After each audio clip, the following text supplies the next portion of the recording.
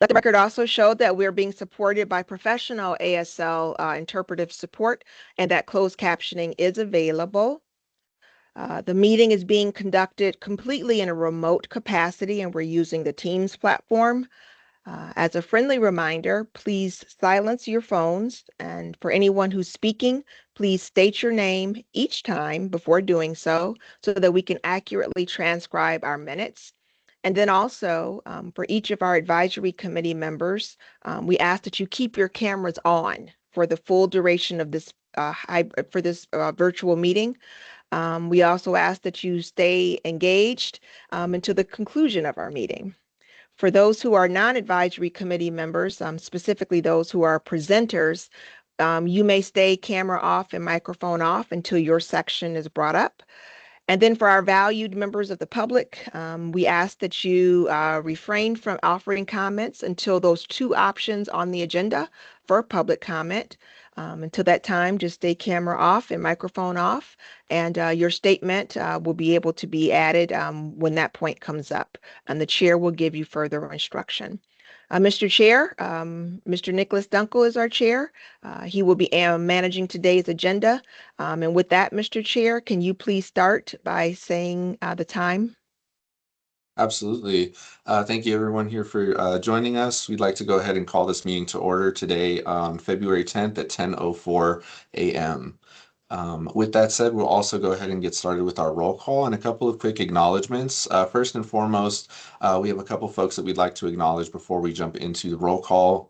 First and foremost, it's my understanding that our one member, Angie Wilson, has accepted a position out of state and has resigned from the committee. And although she was not with us full time, or for full term rather, she was an important voice and she will be missed. In addition to that, is also my understanding that Reverend Dr. Deborah Whitlock-Lax, also known as PDEBS, has also relocated from Nevada per the relocation protocol by her church.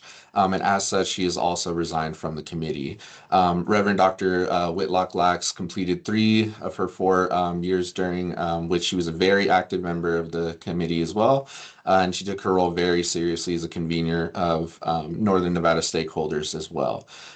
So with that said, it's a bit rare that the committee finds itself in this position with 2 unexpected opportunities. Later in the agenda, Program Manager Ms. Dorch will provide a refresher on the protocols associated with recruitment for filling vacancies. And as such, and as per statute, the board, albeit temporarily, has 7 members, and quorum will now be based upon that number. So quorum will be 4 members at this stage. For our roll call, would advisory committee members please acknowledge their presence when they do hear their name as called by our program manager, Ms. Dorch. Mrs. Dorch, can we please proceed with roll call? Yes, Mr. Chair. For the record, this is Tina Dorch. Nicholas Dunkel. Present. Dr. Samuel Hickson. Present. Tiara Flynn. Present. Dr. Andrew Reyes. Present. Nancy Bowen. Present. Bishop Bonnie Radden. Present. Margarita Salas Crespo. Present. And our non-voting ex officio member, who is our legislative advisor, Senator Rochelle Wynn. Present. Thank you for those affirmations. And Mr. Chair, we not only have quorum, but we have all attendance. Thank you so much, everyone, for being present. With that said, we'll go ahead and continue. Nick Dunkel, once again, for the record. And I'd like to go ahead and proceed with a brief opening statement. So for this, I often use my time in our agenda to point out a few different health-focused and/or prominent health-adjacent awareness recognitions. And in keeping with that practice, I'd like to mention a couple of things. First, under chronic disease recognitions, and these we've selected based upon disproportionate impacts on minoritized communities. First and foremost, it is American Heart Month. And in addition to that, it's also National Cancer Prevention Month. In addition to this, I'd also like to acknowledge under opportunities for heritage awareness that February is also Black History Month. And I'd like to direct your attention to a little known part of our nation's history. a really important and interesting story. I would really recommend taking a look into it, and the staff will also drop a documentary in the chat. So in 1967, Pittsburgh's inner city produced America's first emergency medical technician service, comprised solely of Black men and women recruited from the city's Hill District. The paramedics of the Freedom House Ambulance provided pre-hospital and CPR care, and their groundbreaking work became the basis for all paramedics training in this country, setting the standard for what we see as modern EMS services here today. I would really recommend taking a look at this documentary. It will be dropped in the chat if it has not been dropped already. And please take a look into this. It's a really incredible and interesting story based upon our nation's history, and very timely with this month being Black History Month as well, excuse me. Now, on a related note, NOMHE's management analyst, Alex Neal, who we've heard from a little bit already, she will provide an update on her vulnerable road user project a little bit later, including her connection with members of our state's EMS professionals under item 6. So with that said, we'll go ahead and move on to our land acknowledgement. Our land acknowledgement this month and this meeting will be conducted by our advisory committee member, Nancy Bowen. Would you please go ahead and present our land acknowledgement today, Ms. Bowen? Thank you, Nick. Nancy Bowen for the record. The Office of Minority Health and Equity, as a program of the Nevada Department of Human Services, acknowledges, honors, and respects the diverse Indigenous peoples connected to this land, and recognize the state of Nevada is situated on the traditional homelands of the Nuwu, Nuwi, Numu, and Washishu. We offer gratitude for the land itself, for those who have stewarded it for generations, and for the opportunity to work alongside our tribal partners. We encourage everyone in this space to engage in acknowledgement and continued learning about the Indigenous peoples who work and live on this land since time immemorial, and about the historical and present realities of colonialism. Thank you so much for reading our land acknowledgement, Ms. Bowen. Nick Dunkel once again for the record. With that said, we'll go ahead and transition to agenda item 3. This is our public comments. So, read verbatim, public comment will be taken during this agenda item. No action may be taken on a matter raised under this item until the matter is included on an agenda item for which action may be taken. The chair of the Advisory Committee on Minority Health and Equity will place a 2-minute time limit on time individuals may address the committee. The chair may elect to allow public comment on a specific agenda item when that item is being considered. To provide public comment telephonically, please dial 1-775-321-6111 anytime after I've announced this period of public comment. When prompted to provide the meeting ID, please enter the numbers 264-690-554#. We'll go ahead and open to public comment at this time. Please go ahead and follow said instructions if you would like to provide public comment.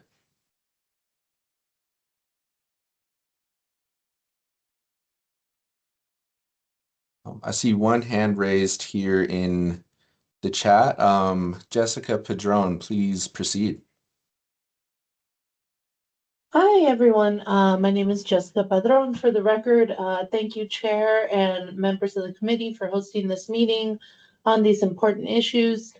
I just wanted to take a moment of public comment to make sure folks were aware that AARP's National Community Challenge Grant is open and will be accepting applications through March.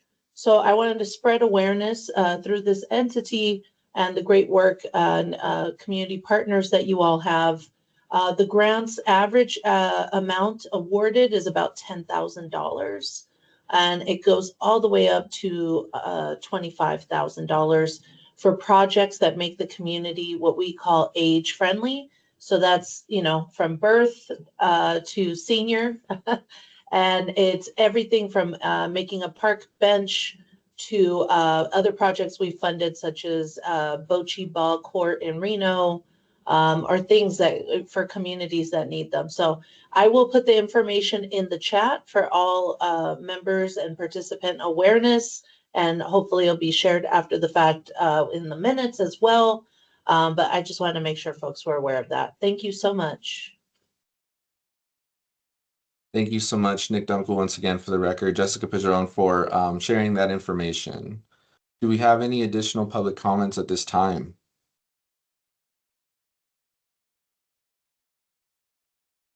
Seeing none virtually, do we have any chiming in telephonically? Mr. Chair, at this time, there are no members of the public that have joined the meeting via telephone. Thank you so much, Alex, for confirming. As we've got no additional public comments at the moment, we would like to go ahead and move on to our next agenda item 4. So for our committee members present here on in the chat, you were provided with a copy of the November 18th, 2025 draft minutes, and they've also been posted to NOMHE's website as required per statute. With this said, and with us having reviewed this information, I'd like to go ahead and jump in and ask for a motion to approve these meeting minutes for our prior meeting. This is Dr. Samuel Hickson for the record, making a motion to approve the November 18th, 2025 NOMHE Advisory Committee meeting minutes. Thank you so much, Bonnie Dr. Radden. Hickson. Bishop Bonnie Radden, I second that. Thank you so much. So I'm hearing a motion to approve from Dr. Hickson, as well as a second from our Bishop Bonnie Radden. With that said, we will go ahead and move forward here. Is there any discussion ahead of our movement to a vote? Hearing and seeing none. With that said, we'll go ahead and move forward. We'll go ahead and take a vote here. All in favor, please say aye. Aye. Aye. Aye. Aye. All opposed, please say nay. Hearing or seeing no opposition at this time, the motion carries. Moving forward, a link to the full recording of the meeting from November 18th will be posted to the NOMHE website to augment any written minutes that will be posted there as well. Next, we turn our attention to agenda item number 5, which serves to inform ACU members of NOMHE's sustainability status. Our program manager, Ms. Dortch, will provide additional information here. Ms. Dortch, will you please proceed? Thank you, Mr. Chair. Tina Dortch for the record again. Thank you, Alex, for the slide transition. Today's report is a reflection of our fiscal health, and it is a report that is reconciled as of January 30th of this year, and it does project out activity through the end of our current state fiscal year, which concludes on June 30th. Each quarter, it is our goal, Mr. Chair, to update our advisory committee on our revenue sources, including any grant activity. And so the first item you see there reflects that we currently have 3 revenue streams coming into the office. One is our tobacco settlement funds. 100% of our program officer resource or costs for Mr. Carlos Ramirez Gomez and Siddharth Rach come from this fund. 25%. Oh, someone's not muted. 25% of our contractor, Alex Neal, who is a management analyst, comes from this source, and 100% from myself. I'm an FTE, a full-time employee. That second fund is, or source is our general fund, and our health program specialist, who is Karina Fox, and also a full-time employee. Her expenses are covered 100% from that revenue stream. And then lastly, our newest funding stream is based on our relationship with the Nevada Department of Public Safety. We have a grant, and you're going to hear more from our management analyst, Alex Neal, and her remaining 75% costs is borne through that particular grant. And since July, we've been in partnership with the with the Department of Public Safety, and we're really excited for you to hear more about how that's coming along.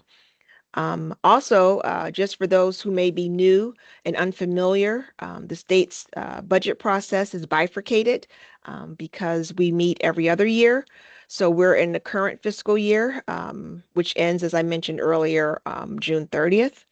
Our current award for this fiscal year is $442,867, and that is split $132,852 for our FTE personnel that I mentioned, and then the remaining $310,015 for operating expenses, which also reflects our 3 contractual employees, as mentioned.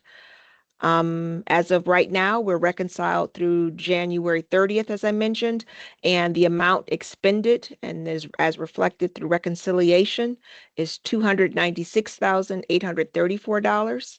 And this amount reflects costs for all of our chargebacks and other related operational expenses or any transfers between budget authorities, such as we experience with the Department of Public Safety.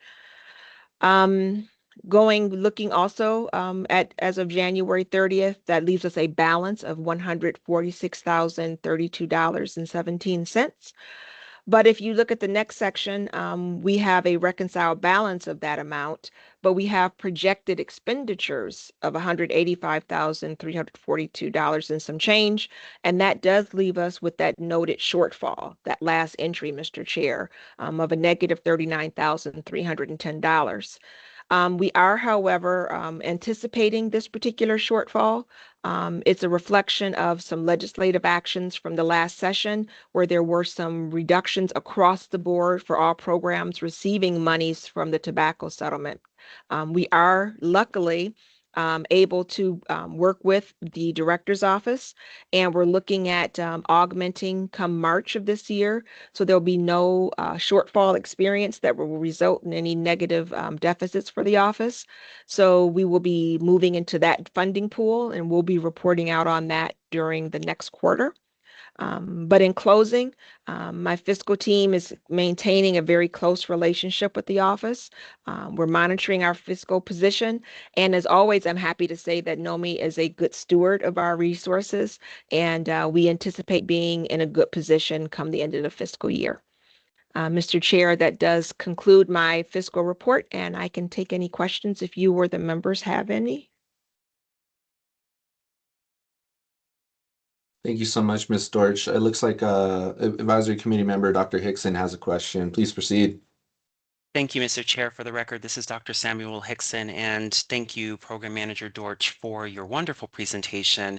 You know historically my views about what has happened to NOMHE's budget, so we will not harp on that. However, I am a little concerned about the ending statement of the anticipated shortfalls may not have a negative impact on our department or program, but I anticipate that there may be consequences to your department and or program. So can you talk a little bit about what we are possibly anticipating? Because as we know, anticipations can change, and we may or may not inherit further funding, and or the state may have a different direction that they want to take. So can you talk a little bit about what our plan of action is, and are we anticipating any consequences at all?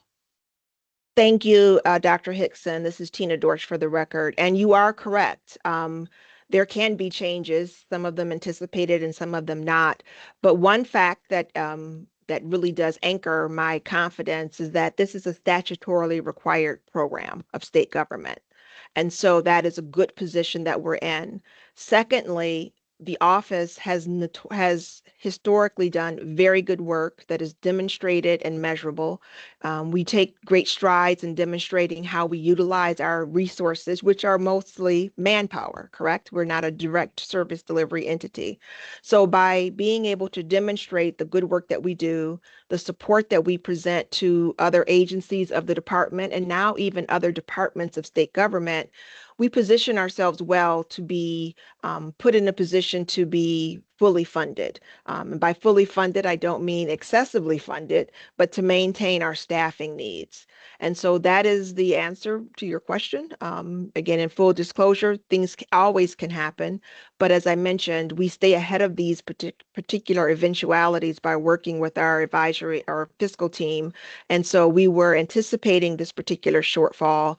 We will not hit that shortfall. It would not become a cliff because we are going to be pivoting into another funding stream as of March. Thank you. You're welcome, Mr. Thank you so much. Do we have any additional questions or comments from the advisory committee? This is Bishop Bonnie Radden for the record. And I thought, Ms. Dorch, I had sent you an email and I realized today it didn't go to you, so I sent it. So please understand that that was supposed to go to you like a week ago. Times of that. I have a quick question based on Dr. Hickson's his comment and then your staffing comment, because it was my understanding that some of the staffing got, I want to use a kind word,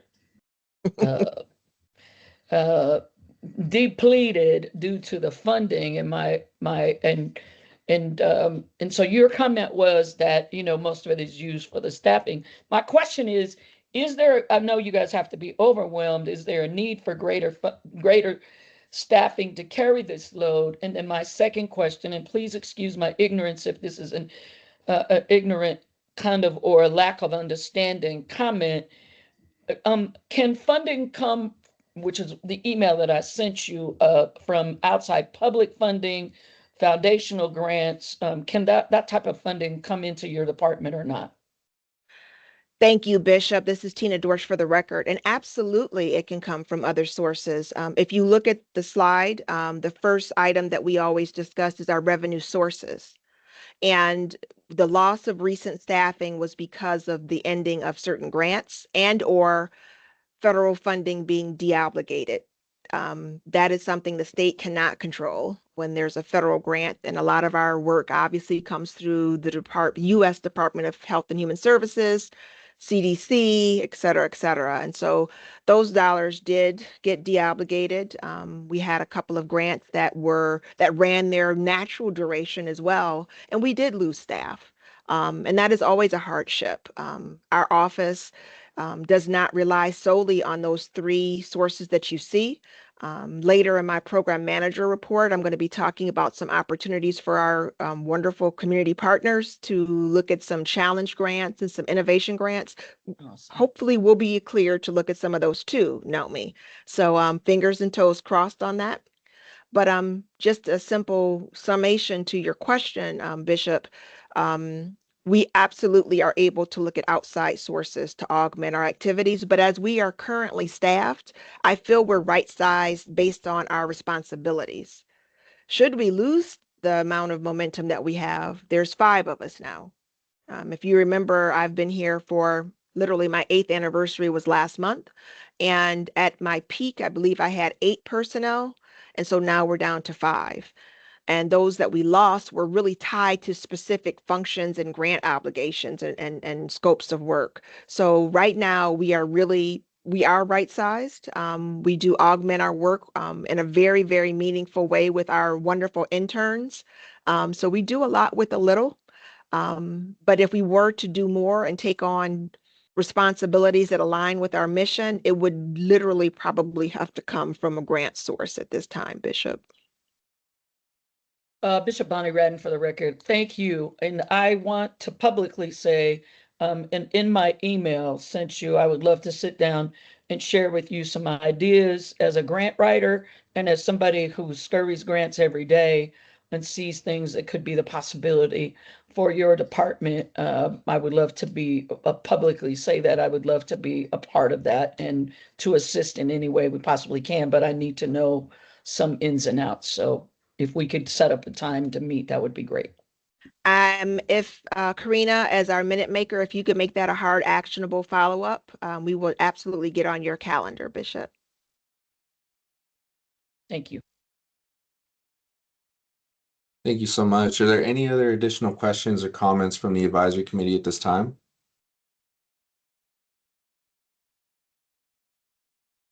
All right. Before we move on, I'd like to just commend you, Ms. Dorch, and your team for your continued hard work.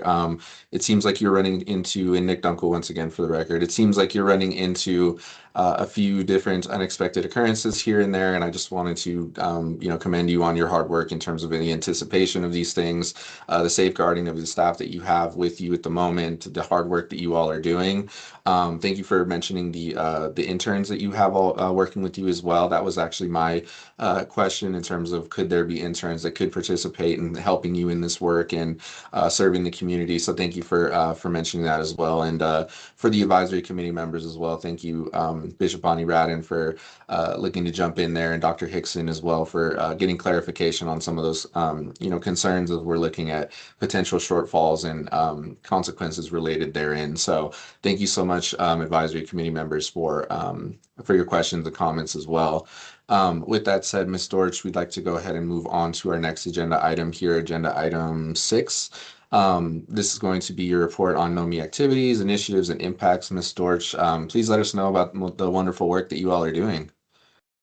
Thank you so much, Mr. Chair. This is Tina Dorch again for the record, and to my advisory committee members. As I mentioned a few statements ago, NOMHE is not a direct service entity, right? So we're not putting shots in arms, we're not distributing food, but we believe emphatically that our most important function involves helping underserved populations achieve and maintain their optimal health. And the way we do this is by educating the community. We do this by advocating on behalf of the community, and we lift up work groups to reach that need. And then lastly, we amplify the work of others to make sure that it's accessible, that is comprehensible, that is comprehended in a way that can be actioned. So that is, we believe, one of the highest functions of the office. And then to that point, Mr. Chair, today I'm pleased to share a few announcements with you. So Alex, if you want to go to the next slide. There's been some toggling here at the Department of Human Services, beginning with the name, beginning with having an interim director. Well, I'm very pleased to announce now that we have a permanent director over what is now known as the Department of Human Services. And last month, Ms. Laura Rich, joined the ranks of the department in that role. She has a professional history that formally placed her within our department's Division of Aging and Disability Services, and also within its Medicaid division when it was still under our domain. She also has spent time working with the Silver State Health Insurance Exchange. And so all of that, I think, really leads to her position now and makes her a very, very good candidate for that position. And we're really happy to see her return in a leadership capacity. Next slide, please.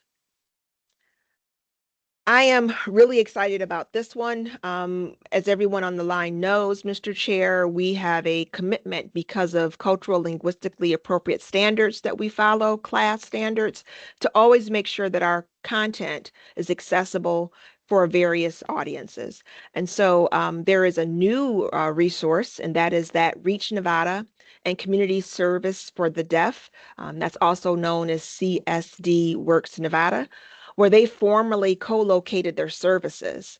And just as a FYI, if someone could please just drop those links into the chat box while I'm speaking, so that you can follow up after this. Reach Nevada provides free telecommunication equipment for individuals who are deaf, who are hard of hearing, or who have speech disabilities. And as a point of clarification, Reach Nevada in this instance should not be confused with the entity that goes by the same acronym, but is known as the Research, Education, and Access to Community Health entity. The latter is actually a community health center that is located within the Mexican consulate. So just trying to make sure that there's a line of clarification. As it relates to CSD Works Nevada, they work to empower our deaf, blind, and our hard of hearing community partner or residents, and they provide workforce development, make access services more accessible, and then they provide community supports and language mentoring. And in some cases, that language mentoring includes ASL classes for free. Their shared office space, if someone could drop this also into the chat, is located at 3763 Howard Hughes Parkway, Suite 340. My next update is to talk about the Nevada Health Force and its new subcomponent, which is the tribal workforce resource. Really excited that the Division of Public and Behavioral Health is maintaining the Nevada Health Force website.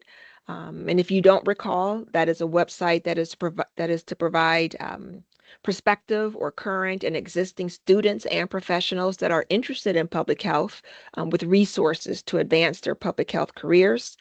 But the most recent addition to their website is the tribal workforce content. And that content just is a little tricky to find. So when you're at their website, above the top ribbon, there's an About DBPH tab. When you click on that, you can find the tribal workforce content. And it's a wonderful resource where job openings and then the UNR fee waiver program is described. And it also periodically provides upcoming culturally relevant opportunities. And all this is provided in a consolidated and amplified way. So we want to make sure our folks on the line are aware of this one. And then as a side note, Mr. Chair, this activity in particular supports the state's workforce pipeline development plan. And we have reported on NOMHE's responsibility related to that new plan. We have a responsibility for lifting and identifying means and methods to diversify and retain our public health workforce. So sharing this does help meet that particular goal. And then I have, for the next slide, 3 financial opportunities to share, kind of going back to some of the comments that were made during my financial update. And I will, for the record, move a little bit quickly through these, only because we are going to follow up with an e-blast to our 600 plus distribution list. So if you're not getting emails from us, please drop your name, your email address, and request being added to our distro list so that you are aware and are always in the loop on these things. But the first of the 3 is the Nevada Health Equity and Loan Assistance Program. It's known as Nevada HEAL program. This is a state-funded student loan forgiveness program that was launched by our state's treasurer's office, and it's geared towards increasing and retaining our healthcare workforce professionals here in the state. The loan repayments will range between $15,000 and $120,000 in exchange for recipients committing to work in a rural and/or underserved urban community for a minimum of 5 years, Mr. Chair. The program's available to a wide range of health professionals, including physicians, nurses, social workers, behavioral health professionals, and many more. And then what is very interesting for our perspective is that among these titles, and in addition to the residency requirement, funding is going to be prioritized for primary care, for sexual and reproductive health and behavioral health professionals. It's going to be prioritized for providers who are serving patients who receive Medicare or Medicaid or CHIP. It's going to be prioritized for those who are serving patients with intellectual or developmental disabilities. And then lastly, it's going to be prioritized for those who are bilingual providers. So it checks a lot of boxes for the work that we do here at NOMHE, Mr. Chair. And this is another means for NOMHE to address amplifying our workforce pipeline development plan work. Another reason why we're sharing it. This is not a new program. For those who feel like this is familiar, back in 2025, over $1 million was awarded through this pipeline. It went to 67 healthcare professionals around the state, including 23 who are from rural communities. And that's important, Mr. Chair, because if you recall, NOMHE is often asked how we are promoting and supporting our populations we advocate for in our rural and frontier areas. So as you can see here, there's a link if it could be shared if it hasn't been to find out more information and to apply. And the deadline is the 20th. The second item I wanted to share, Mr. Chair, is the UNLV School of Public Health and that they're partnering with CareSource. CareSource is one of the newest MCOs, and they are providing Medicaid through the marketplace.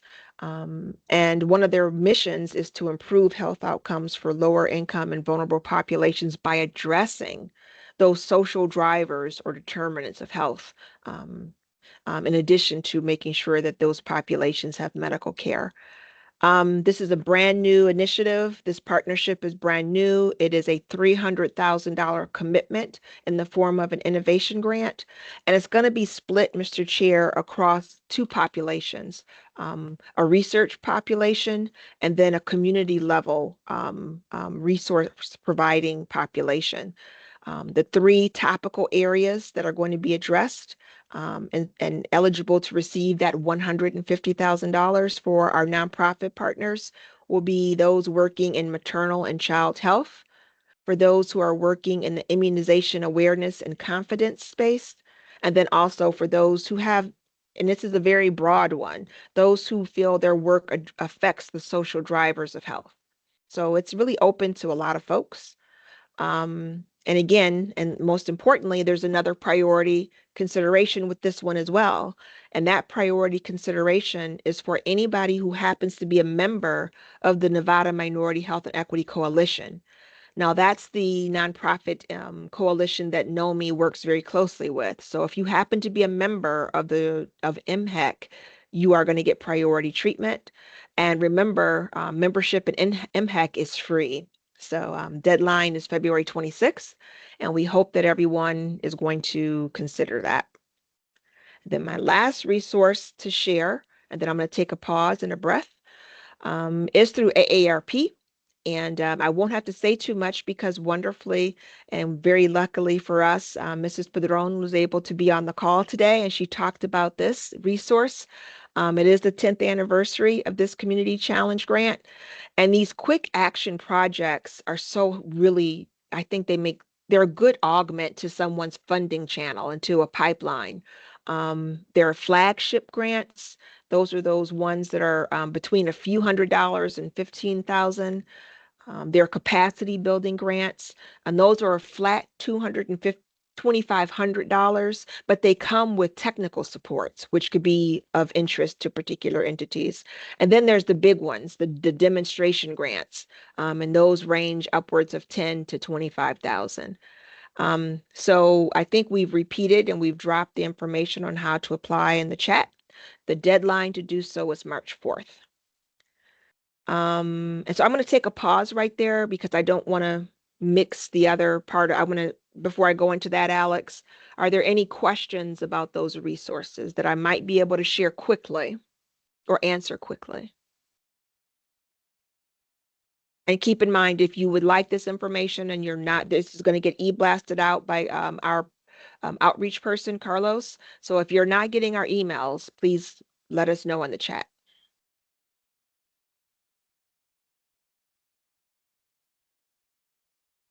Okay, I'm not seeing any questions, which is okay. It was a lot, but this is good information. And the last thing I want to talk about is the fact that NOMHE is in need of 2 additional members. Per the statute you see there, we are not only are we a statutory required entity and program, but we must maintain an advisory committee. And that advisory committee is literally composed and recruited based on certain profiles.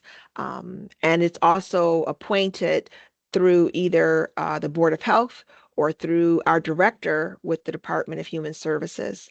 And regarding our 2 vacancies, as you can see on the screen, there's a couple of profile descriptors around which we're going to identify 2 people. We need folks who are either from Northern Nevada or rural components of the state. We have a priority right now and a need for Native American representation. And we also need folks who are from the health professional sector. It could be clinical or otherwise. And we'd like to have someone as a faith leader, someone who can fill the need of being a at-large member. And we find that our faith community, those ecumenical leaders, they really do have, the totality when it comes to the needs of a community. So if you meet those priorities, those profiles, or you know someone who does, please drop in the chat, Alex, the application link, and know that you must also provide a resume and a letter of interest. And you can or reach out to me directly if you have any more questions. The goal, Mr. Chair, is to have those 2 seats filled before our next meeting, our second quarter meeting, which will take place in May. And that concludes my presentation. Any questions about becoming a member of this body? I think I would like to say before I take that, just to state some of the expectations of our advisory committee members, Mr. Chair. By statute, our members are to offer insights on the operations of NOMHE, much like when we share our fiscal status. We ask that our members review required reports that go to the Legislative Counsel Bureau and the governor, and that they also are able to suggest appointments to other state advisory committees. Those functions are required of the members by statute. But in general, Mr. Chair, we've been so blessed and so fortunate to have members who offer their professional insights and share their public cachet and help us get into doors and to seat panels when we have to do webinars. And it's just been such a wonderful reciprocal relationship that we've enjoyed with our members. And we really hope that the 2 new members are equally invested in this position.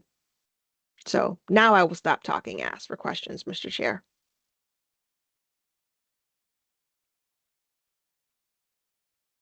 Thank you so much for your presentation, Ms. Dorsch. Do we have any questions or comments from the advisory committee?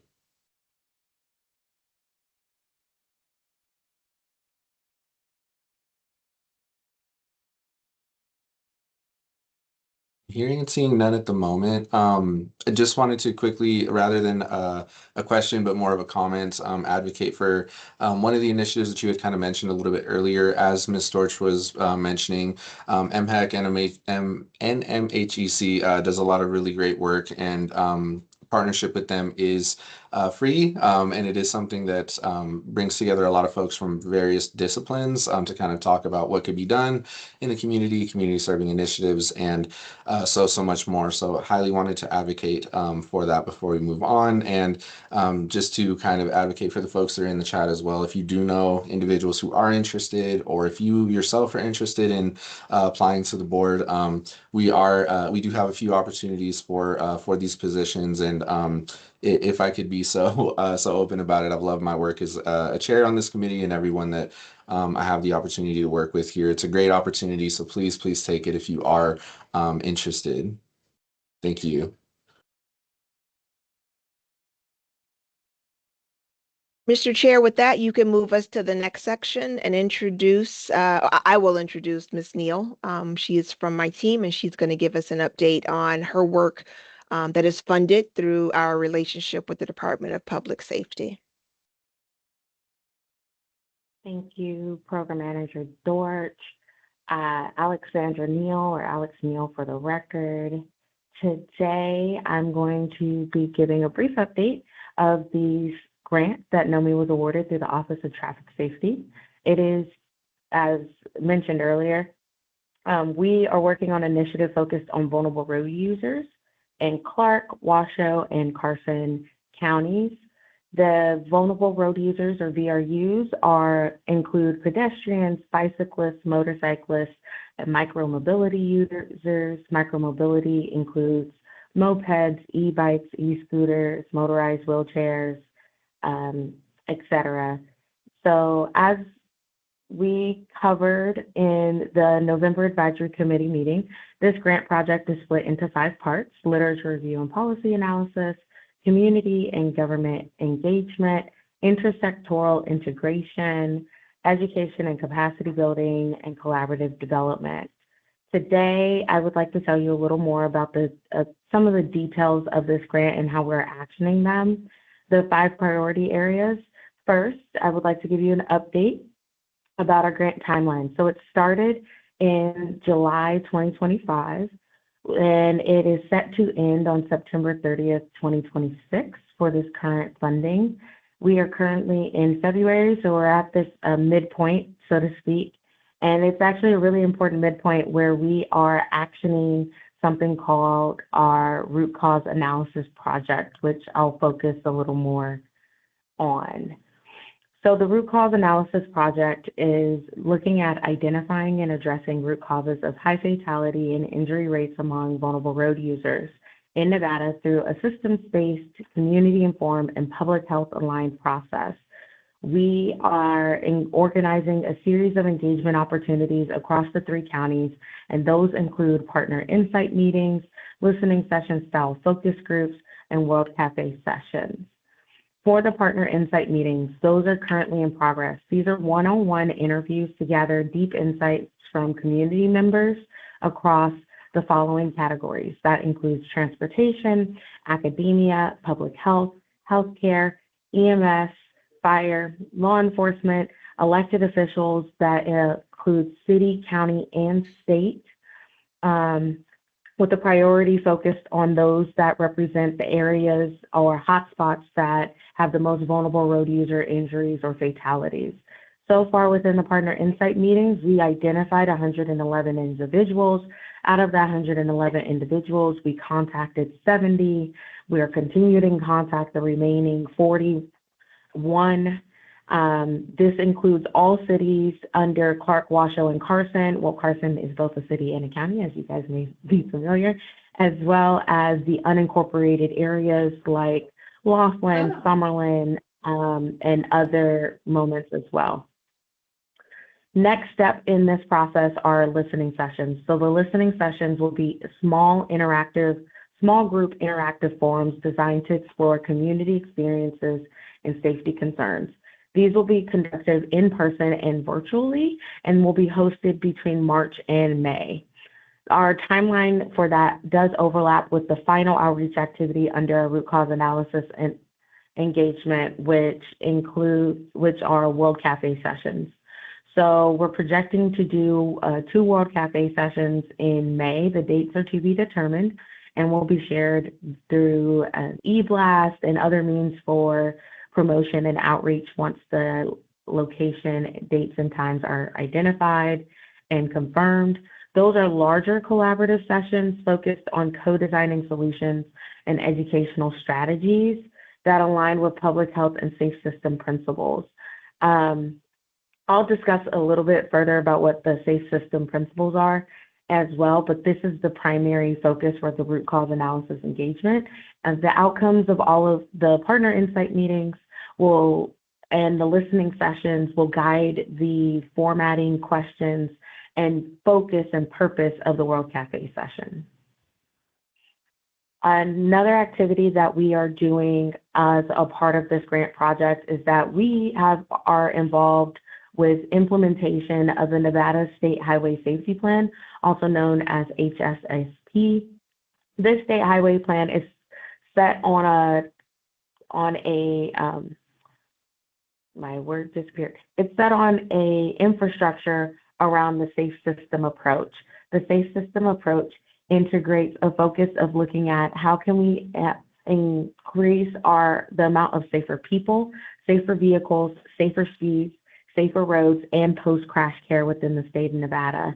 This is really highlighted around the acceptance that humans make mistakes, that humans are vulnerable, that responsibility is a shared between all of us within the state of Nevada, that safety for all of us is proactive, as well as redundancy is crucial in order for us to reduce and remove deaths and serious injuries within the state of Nevada due to vehicle roadway incidents. Sorry.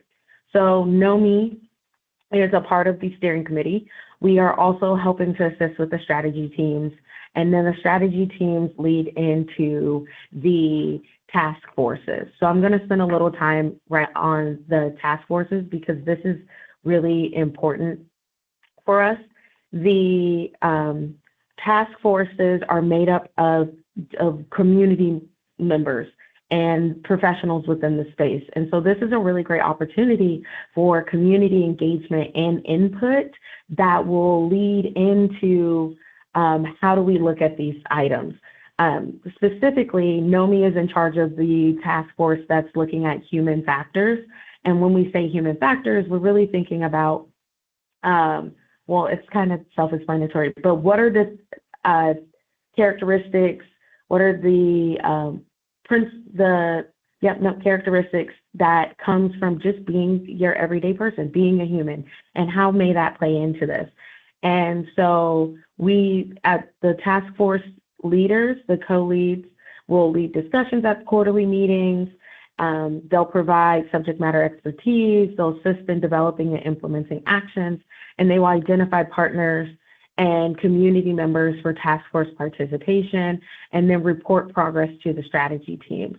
So you will be seeing very soon several e-blasts where we're really trying to hopefully get more community members at the table. This is the Nevada State Highway Safety Plan has a lot of people in the conversations that are invested through a variety of means, whether that be their work or because there was an incident that happened to them or someone in their life. However, there's less of the everyday community person, and there's also less of the public health and healthcare perspective. There's almost none from the EMS and fire point of view, which is very interesting to me due to the first responder interaction that becomes a part of this, right? So a really high priority for NOMHE's office is that we are looking to not only engage with all of those categories of professions and backgrounds for our root cause analysis project, but also to bring them into multiple places where their voices can be heard in an actionable way that results in a policy or an action or something that can be measured and as a measurable change that can be seen in the state of Nevada. That is all that I have currently for the State Highway Safety Plan. But as I close out, and I'm just going to pull up on the screen really quickly acronyms that I used or may have mentioned on a few of the slides, that a really big part of this for our office is to support, highlight, and emphasize the Nevadan voices that reside within our geographical confines of our state. And we want to make sure that decisions where we are involved are mindful of Nevadans and mindful of those that we serve and those that we work with. And it's my hope that this educational path that comes from my presentations will hopefully shed light on how and why you can be involved within this process. I will provide another update in our August meeting, and any of the advisory committee members or any community members that are on the line, you are more than welcome to reach out to me if you have any questions, comments, concerns, or would like to be involved today. I have my contact information on the screen. I'm going to go to the question slide just so that we know that we're at questions, but then I'll go back to the contact information just in case anyone would like to capture it. Chair and Program Manager Chair Dunkel and Program Manager George, I am available for any questions from our advisory committee members. I think Dr. Hickson raised his hand, or Vice Chair Hickson. Thank you. For the record, this is Dr. Samuel Hickson. Thank you, Ms. Neal, for your presentation. You know how I feel about this project and this overall program. It is a very big place in my heart for me. I did have a question on what you're seeing as barriers to fire and EMS's participation. How are they being informed about this particular project and what their voice will do in lending to this project? So can you kind of first speak to how are they getting informed about this, and then what do you see as the barriers to their participation? Yes, absolutely. So from my understanding and in my experience so far, initially where we were having trouble was finding contact information. And then we were able to make contact with a few different individuals or hunt down contact information. And in conversations, there's been two things that's come up. One, it is really hard to get a response, and which is understandable considering what their day-to-day may look like in their careers. I'm just going to have to continue to kind of really be that really annoying gnat, and hopefully they'll respond back to me via email or phone call or in person or whichever way I can get to them. The second thing is I've actually had a conversation with a few EMTs specifically, informally, and I'm working to schedule time with them to have that formal conversation within a partner insight meeting. And it has been shared with me that in the past, both there's been various government entities that have reached out to them for input, and they did not see a change, or it was not demonstrated what would result from their input other than just gathering information and research. And so they were a little hesitant to participate in something that they didn't think would result in a measurable action or a measurable change or something that could be tracked. I'm working on that though slowly, and hopefully I'll have a much more sufficient and extensive update in August reflecting this. Thank you, Ms. Neal. And to follow up on that, I am curious to know how this project is different than what we experienced a few years ago when this topic was brought up as a public health crisis. And what have you seen changed from then to now, and how this project might be different from then? And I bring that up because I remember a very large symposium that was held at UNLV where many people across the board were in attendance to understand pedestrian crashes as a public health crisis and all of these wonderful things that you are now looking at right now. And again, I think as we have talked about, one of the biggest issues was timing of stoplights, particularly on the Boulder Highway. So I guess my confusion is, what is the difference between then and now, and how do we see our work being different compared to what we were hoping to do 6 or 7 years ago? Thank you, Dr. Hickson. I unfortunately was not a part of that conversation 6 or 7 years ago. However, I am familiar with it. I would say that NOMHE's work, I would view it both as something different, but also as a continuation. So following several conversations with the Department of Transportation and the Department of Public Safety, it was identified that they needed to have more of a public health voice. And so one of the things that they did was integrate onto the NVAC's Nevada Advisory Committee for Traffic Safety, public health person space. And another thing that they did was they started to collaborate with the Division of Public and Behavioral Health under our department to figure out what was the best route for having something not only actionable, but comprehensive. And that's how NOMHE and actually the UNLV School of Public Health was brought in for 2 separate projects that are looking at ensuring diverse voices. So there were a few things that it's identified as a public health crisis, but it seems like there's a granularity that is lacking in the overlap. And I'll explain what that means.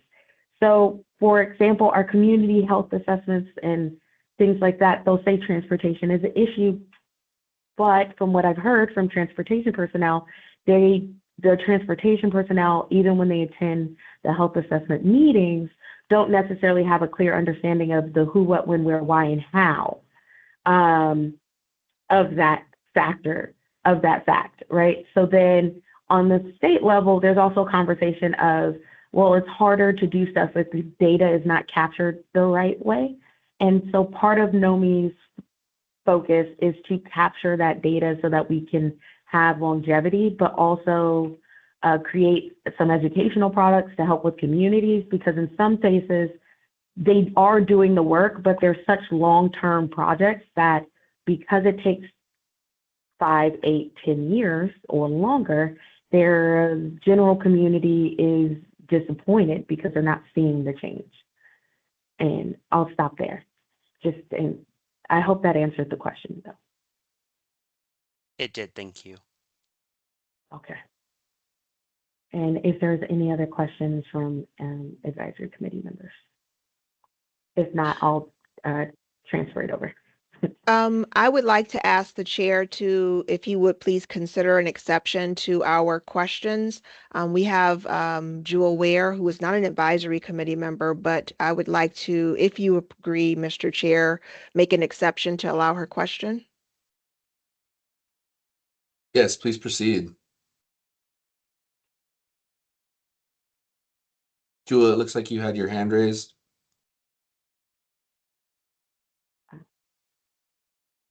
One second, Mr. Chair. I'm going to see if I can highlight her video so that the ASL interpreter may see it. She was highlighted. I was just wondering, because the barriers were brought up for the emergency personnel, that definitely impacts the deaf and hard of hearing community. So that's definitely a barrier. So I just wanted to bring up that that is something that is impactful to our community, because we can't reach out to emergency personnel, or if an emergency happens, we have to use a video phone to make that connection. So when you're using like internet, like you can even see right now, my connection is bad. If I was using a video phone to make connection to an emergency personnel, it drops off sometimes for deaf people, and that makes it impossible. And they won't know where we live because we're using a video phone to make the call. So it's not like you can find us, because we're using an interpreter to make that call. So that barrier was something I wanted to bring up, because you had mentioned it earlier. For firemen, for EMT, anything like that. I'm sorry, this is the interpreter. Her connection is a little bit poor, so I am trying to piece together the best I can everything that she is saying. So that would be a great change, and I just wanted to bring that up because you had mentioned the barriers. Okay, yeah, and that is just something that I would want you guys to consider to be fixed for the community. That's definitely something that's difficult, using the internet to make that connection. Oh, go ahead. She's done with her comment.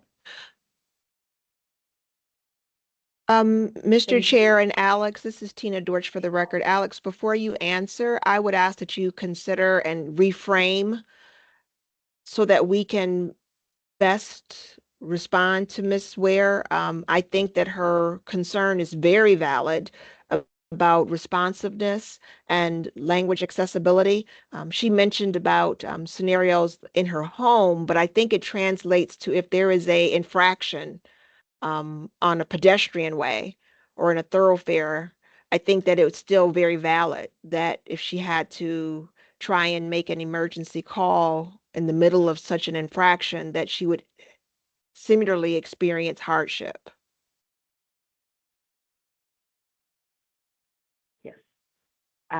This is Alex Neal for the record. I was just going to say thank you, Jewel, for bringing up that concern.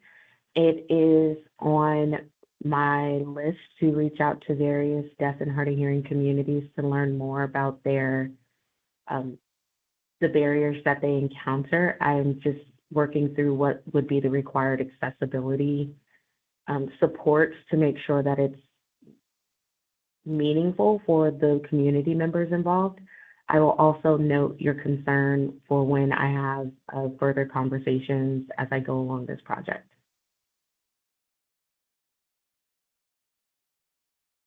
Yeah, and to Mrs. Dorch's point, being out and about on the freeway, that would be the same thing. Using a mobile device through an interpreter, you'd have the same internet problem that was being referenced. Yeah, it would apply to both.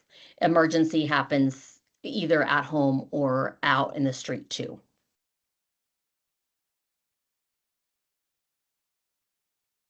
Definitely happens. I just wanted to mention that. Nick Dunkel for the record. Thank you so much, Jewel, for your your wonderful comments, and Alex and Tina for kind of work. Are there additional questions or comments from the advisory committee on this wonderful work that Alex is doing?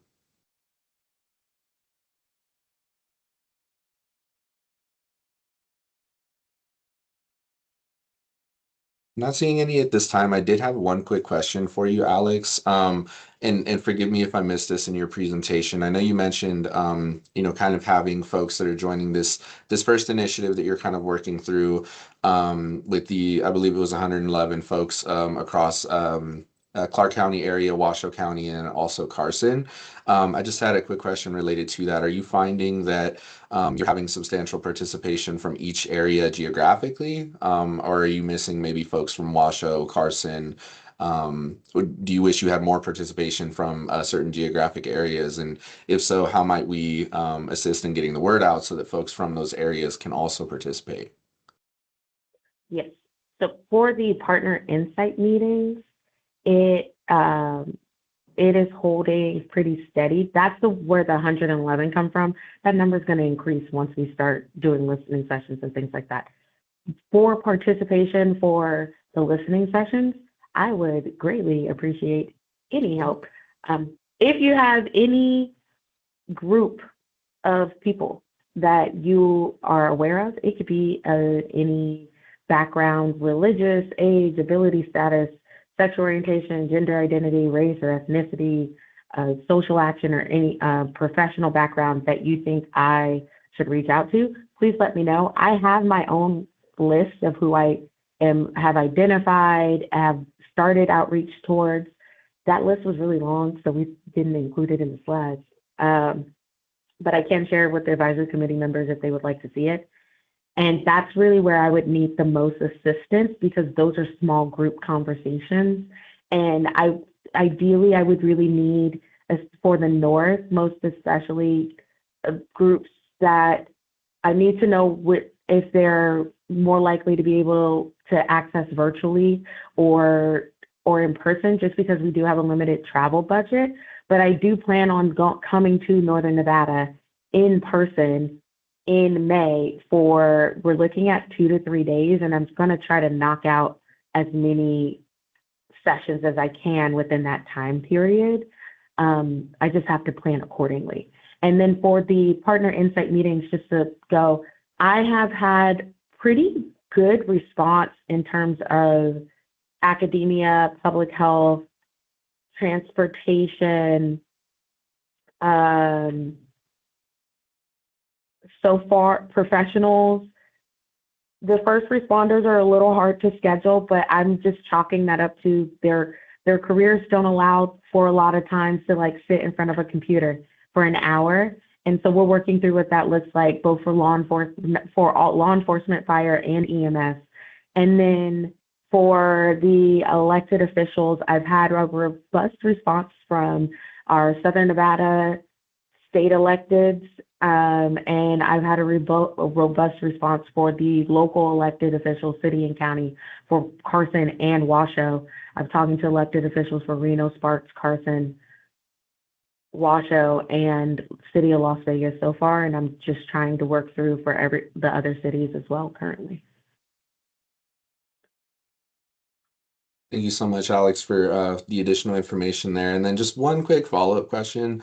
Nick Dunkel, once again, for the record. I know that you seem to be really looking for like an EMT either in North or the South. To your point, I know that it might be hard to get folks from that background professionally to be able to sit on the calls and things of that nature. Has any consideration or would any consideration be given to folks that maybe were working as an EMT in the field in either northern or southern California, northern or southern Nevada, as an EMT or as a first responder for some length of time? Would consideration be given to someone like that if you maybe need Yeah. insight from somebody in the field for a while, but maybe isn't working in that space now? No, yes, absolutely. And I have a list of people that I've slowly identified that are former first responders, and I'm trying to settle with them also. So if you know of any, please feel free to share. Thank you. Absolutely. I will look into it. Thank you so much again, Alex, for your wonderful presentation and the work that you're doing. Before we move on, are there any additional questions from or comments from the advisory committee?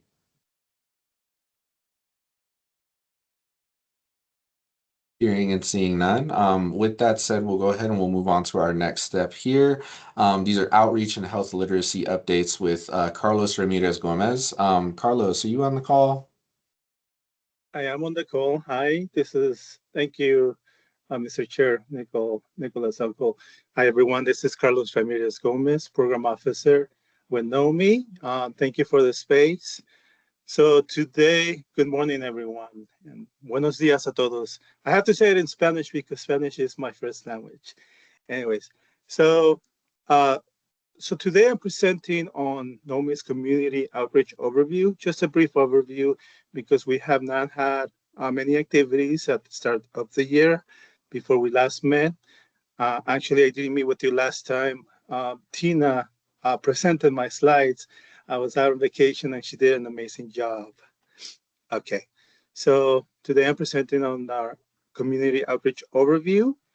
So as we look back and ahead, I want to share some key highlights and upcoming initiatives. So earlier this year, we participated in the Taste the Dream event on January 17th, which was a great opportunity to connect with the community during King's Week programming. So going back a few months ago, NOMHE had our December look ahead brainstorming sessions. The team met several times, and as a team, we planned events and activities for the rest of the year. These sessions helped us outline initiatives such as April's Minority Health Awareness Month, which will include participating in the Black Maternal Health Week, which is led by our very own AC member, Tiara Flynn.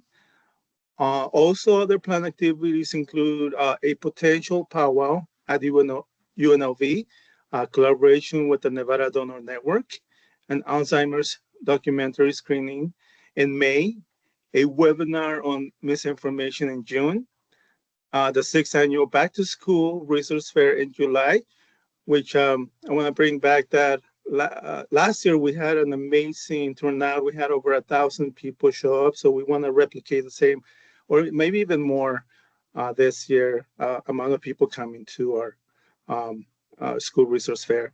And also participation in the Nevada Minority Equity Health and Coalition Impact Summit in November. I also wanted to continue to share updates as these events take place. Also, prior to our May meeting, you will receive notifications related to April and Minority Health Month's activities so you can stay informed and engaged. Next slide, please. So I talked a little bit about the Taste the Dream.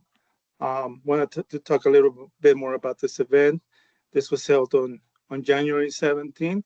It's a signature community activation supporting King Week programming and the 44th annual Martin Luther King Jr. Parade. This event allowed us to provide resources and information about NOMHE to community members, and it also strengthened our outreach efforts. There were several food vendors on site, and we even made a few connections with organizations to invite them to our 6th annual Back to School Fair and work in other potential initiatives. Next slide, please. Okay, at this time, I'd like to highlight our intern, which is my intern, Jason Marshall. She's an undergraduate student in healthcare administration at the University of Nevada, Las Vegas. Jason has been instrumental in supporting outreach and planning activities, and we appreciate her contributions to our team. Now, I'd like to give Jason the floor for a moment to introduce herself and talk about her initial experience working with NOMHE and doing outreach. Hello, everyone. For the record, Jason Marshall, Healthcare Administration and Policy, NOMHE intern. And so I just wanted to come on and say hello and also just speak a little bit about my experience. And so currently, it has just been both engaging and insightful to be able to join on and work very closely in outreach. I did have the opportunity to table my first event, which is the Taste of Dream event, where we were able to provide resources and also make connections with other agencies. In addition to just having them join on as NOMHE partners, as well as promote the back to school event that's coming up. And so currently I have about 3 ongoing projects that I'm going to be trying to work on. And so it's going to be the back to school event, also helping out with a potential collaboration with the Nevada donor, as well as the webinar misinformation project that I'll be working on alongside with Carlos. And so, oh, I'm sorry. Can you guys not hear me? I'm looking at the chat. It's a little Nick, better.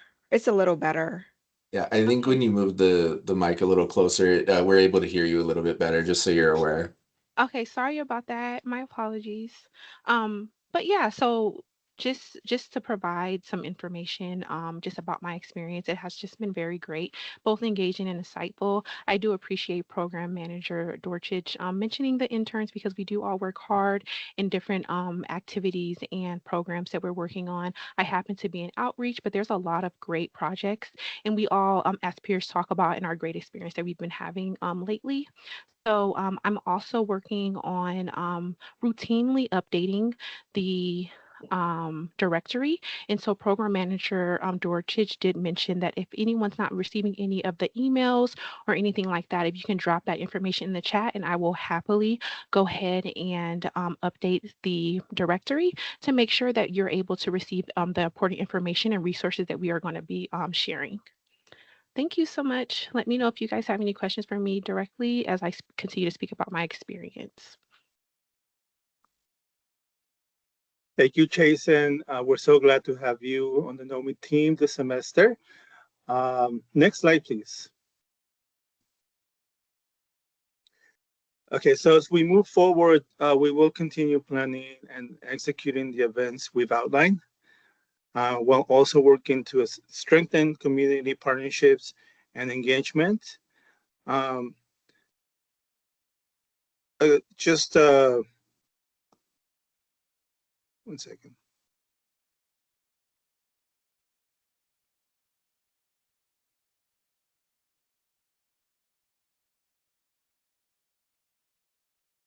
Okay, so just wanted to just to show a little bit of the reflection about a growing impact with our outreach efforts.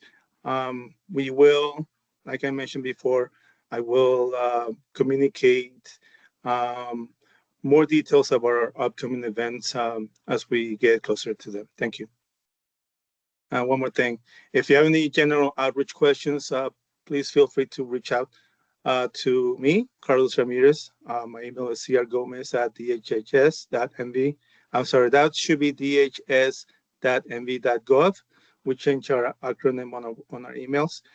Thank you for your continued support, everyone, and your collaboration. And now, if anybody has any questions, I'd like to open the floor, your feedback or any feedback you may have. Thank you.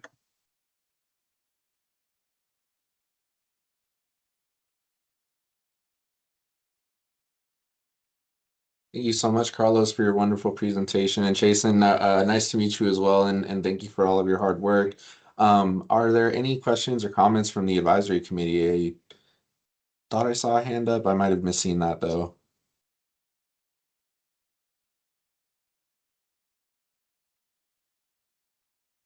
All right, questions or comments?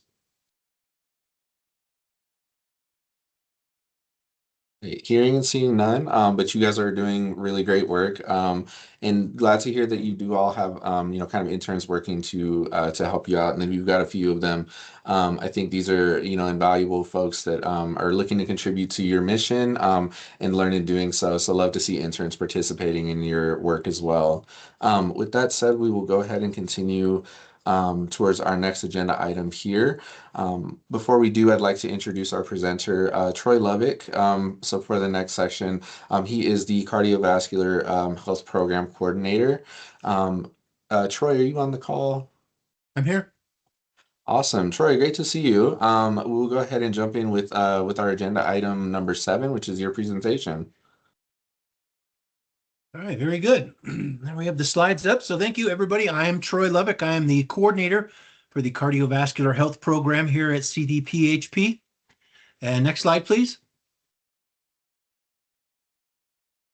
Here's our team at CDPHP. This team enables this program to translate 1.66 million federal dollars into jobs and services for Nevadans every year. So thank you, team. Proud to be part of it. Next slide, please.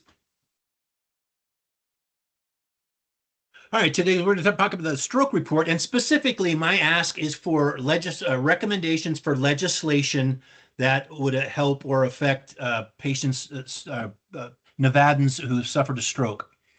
So what drives the report? We'll talk a little bit about that. We'll show you the reports that we've already done. We're going to go into our 10th year. We'll show you some of the recommendations that we have now, and we'll talk a little bit about some ideas for recommendations that you can have. And then, of course, I'll make the ask. So next slide, please.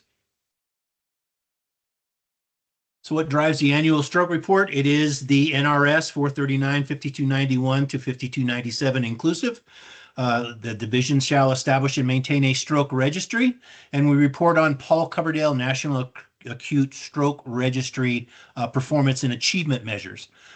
We are maintain super user status in the American Heart Association's Get With The Guidelines Stroke database. There's a number of different cardiovascular health Get With The Guidelines databases. We happen to be super users for the stroke. We use that information in our annual stroke report. Next slide, please. And so what we do with the stroke report is we aggregate a bunch of data. We go to the Office of Analytics, we go to the Departments of Taxation, we go to the Get With The Guidelines, we go to Behavioral Risk Factor Surveillance System, and we collect data, we aggregate that data, and we put it into an annual report on the status of stroke in Nevada. Next slide, please. So we analyze that data, and of course, we put out the report. And our ask here is that we're looking for any recommendations for legislation designed to improve the quality of care provided to patients who suffer from stroke in this state. I will give you just a kind of, next slide, please. So these are the stroke reports that are available at this link on our publicly facing webpage. Where we'll be writing the 2025 stroke report. Actually, it's ongoing. We're collecting the data and drafting our report now. It is published around the 1st of June, and it is delivered to the Legislative Council Bureau and the executive and published to the public on June 1st of each year. Next slide, please. So here's some examples of recommendations that we currently have in the report and have had for a couple of years. You can see that we start with the division We supporting our own programs, continuing the programs, including the Million Hearts Initiative. Next slide, please. So then we make recommendations for health systems, the use of technology, electronic health records to find those patients hiding in plain sight. We work with community members to raise awareness of stroke and heart attack symptoms. It's something I'll be leaning into in this next report is recognition and how to activate the 911 system when you recognize signs and symptoms of a stroke. Next slide, please. And then these are recommendations that we make for every Nevadan. So learn to recognize the signs and symptoms of a heart attack and stroke and call 911. Eat a healthy diet, manage your medical conditions, avoid smoking, vaping, secondhand smoke, and share this information because we all know that health happens where we live, laugh, learn, work, play, and worship, right? So that's where we want to get our message to. Next slide, please. So finally, the ask is we come to NOMHE asking for any recommendations for legislation designed to improve the quality of care provided to patients who suffer from stroke in this state. We ask you to please submit them through NOMHE, and NOMHE will forward them to us. Please, if you have any recommendations, do so by the first week of March. Like I said, we have to the report has to be turned in, and for the review and approval process takes us till the 1st of June to get it done. So please do, if you have any recommendations, contact Tina, and she will contact me. Next slide. Oh, I'll give you a couple of some areas that ideas that you might think of. Number one is system-wide stroke plan and governance. We have quite a bit of that. There are stroke-capable facilities and regional networks. In Nevada, we have 17 Joint Commission accredited stroke-capable hospitals. They are all in Carson, Washoe, and Clark County, which sort of leaves out our critical access hospitals, and we're working on plans to bring them in, number one, into the reporting database, but also to bring them on board for stroke readiness and how they transfer patients. We measure things like door to needle time, door to image time, turnaround time. If somebody comes in with a stroke, it's not a stroke hospital, how quickly can you get them stabilized and sent back out to a stroke hospital? So we're looking at all those kinds of things. EMS and pre-hospital policies is an area. Data quality and measurement and the registries that we use to pull this data is an area of interest. Rehabilitation and long-term recovery. We look at the stroke continuum of care. It starts in the community and it ends in the community, and it's got EMS and ED and acute care and post-acute care and rehabilitation. But when they get back to the far end of the paradigm, when they return to the community, this is where we deal with uncompensated care, underemployment, lots of needs for activities of daily living. So that is an area that we're a little bit short on, I think, here in the state. And then, of course, payment and workforce vouchers. So those are just some general ideas that you can kick around. If it's okay with the committee, I will put my email address in the chat, and you can ask me questions, or I'm not sure how that goes, Tina, if you want the questions through you. Thank you so much. This is Tina Dortch. Troy, we appreciate this information that you shared and engaging us in offering ideas that could be translated into action, and for doing it in a way that is timely, so that it can actually make its way into the report. And as you said, please do provide, just drop it in the chat, your contact information, or the recommendations can come through me. I have a couple of follow-up questions. I will reserve them because I want to let my board members have first round input. And I see Bishop Bonnie has a hand up. Thank you so much, and Bishop Bonnie Radden for the record, and thank you, Troy. You mentioned, I wrote down stroke-ready hospitals. Are those on the website, or where do I find those lists? Just because I'm in a community where I see a lot of strokes. So we have a list of the Joint Commission accredited stroke hospitals in the stroke report. There were 16. We just added another one. West Henderson Hospital was just added to that. So there are 17 total in the state. And that list is available in the stroke report.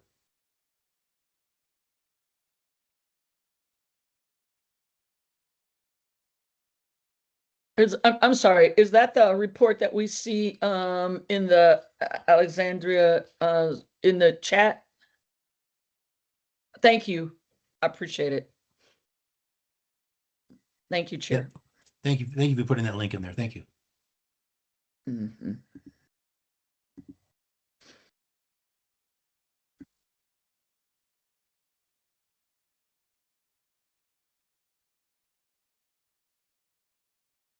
Mr. Chair, oh, I see a hand, Mr. Chair. So Tina, before we get to Representative Bowen, just because I think for some reason I'm glitching out with my hand raising going up and down, I did have a question for you, Troy. Again, this is Dr. Samuel Hickson for the record, and I do appreciate this information. As we consider recommendations, I'm switching over into my medical researcher hat right now, and I did have a question because the stroke registry really shows a sharp increase of about 15% prevalence among American Indian and Alaskan Native populations. How confident are we that this reflects true epidemiological trends versus data limitations like sampling sizes, reporting changes, methodological artifacts? So that we can make accurate and appropriate recommendations to you based on accurate data. Can you speak to that kind of increase there? Because that seems a little interesting to me. Yeah, so we aggregate data from many different sources. So BRFSS is the main one, but we also look at the automatic electronic death registry system. We also look at hospital billing data. And yes, you are correct. In the last couple of years, we have seen an escalation among the Native American populations in terms of stroke prevalence. They are now in the state of Nevada, the third highest prevalence group, even though they make up less than 1% of the total population. So they are definitely overrepresented in the stroke prevalence. And we see that through a number of different data sets. Thank you. And my follow-up to that is there was mention about the non-certified and critical access hospitals that you are hoping to kind of bring into the report or make more of a mainstream connection to the report. But considering the fact that currently many of them are somewhat excluded from the GWGS data, how are we currently accounting for the rural stroke burdens that exists right now, and how are we safeguarding to prevent policy decisions being based on incomplete data? So right now we are not able to collect data from the critical access hospitals. There's 13 of them in our rurals and frontiers. So we simply don't have that. There are two initiatives underway through the American Heart Association, and those are rural STEMI and stroke care systems of stroke care improvements. So the Helmsley Foundation has funded the American Heart Association specifically for the rurals and frontiers to contact EMS agencies and the local hospitals to set them up with even just rudimentary data collection and analysis in the hopes that we can move them towards the Get With The Guidelines or the STEMI database or the resuscitation database, any of those. The American Heart Association Joint Commission sees this as an issue, especially here in Nevada. We in Nevada recognize that it is an issue. And, it comes to funding. I think a lot of time funding and scopes of work on how, what kind of progress we can make in those areas. But it is, we run a cardiovascular health learning collaborative. And so this is a topic of discussion there, and we have participants in there that bring subject matter expertise to that too. Thank you. Nick Dunkel for the record. It looks like advisory committee member Ms. Bowen has a question as well. Thank you. So Nancy Bowen for the record.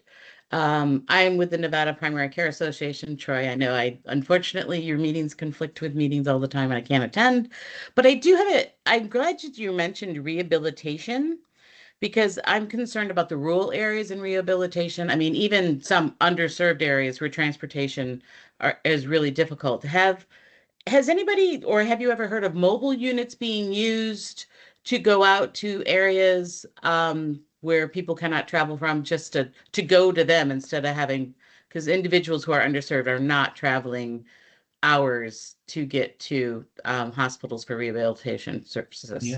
Yeah, transportation or lack of transportation for the rurals is an ongoing issue. Ask your question again. I just lost my thought. Oh, sorry. The like, are there mobile units that can go out to areas for rehabilitation services? So with the new funding package that just came out for all 50 states, there is a telestroke initiatives built into that.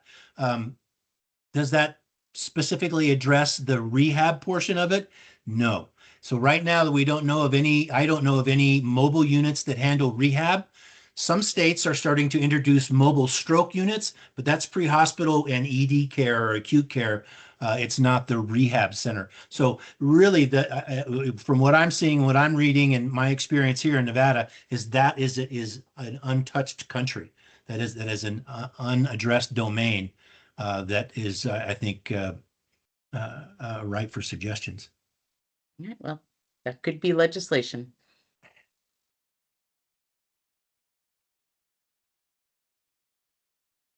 All right. With that said, I'm seeing and hearing no other questions. Troy, just wanted to thank you so much for your presentation. It looks like Ms. Dortch dropped information for both yourself and for her in the chat. Advisory committee members, please send over recommendations that you have for Troy based upon the presentation and the report. This is all really great work that they're doing, and I know that a lot of you have great insight into this work. So thank you so much, Troy, for taking the time to present, and the advisory committee members for providing insight as well. Thank you for providing a forum, and thank you all for being here. Thank you. Thank you. All right. With that said, we'll go ahead and move on to our next agenda item here. I will go ahead and I'll introduce our Deputy Administrator, Kelly Cantrell, and Management Analyst, Trenton Sheasley. Please correct me if I'm mispronouncing that, for the next section in our agenda. And this is going to be the Division of Social Services overview of 2025 Senate Bill 3 and 4. Kelly and Trenton, are you present on the call? We are. We are. All right, please proceed. Okay, good morning. For the record, I'm Kelly Cantrell, Deputy Administrator with the Division of Social Services, and I have with me the brilliant Management Analyst, Trenton Sheasley. And as you just said, we are here to talk a little bit today about SB3 and SB4. But to start, I just want to let everyone know kind of what DSS does in a very quick chat here.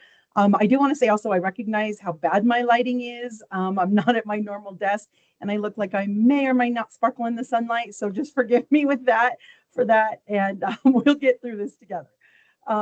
So we administer programs that provide essential support to individuals, to families throughout the state of Nevada. We do eligibility and policy for the Supplemental Nutrition Assistance Program, more commonly known as SNAP or food stamps, child care, child support.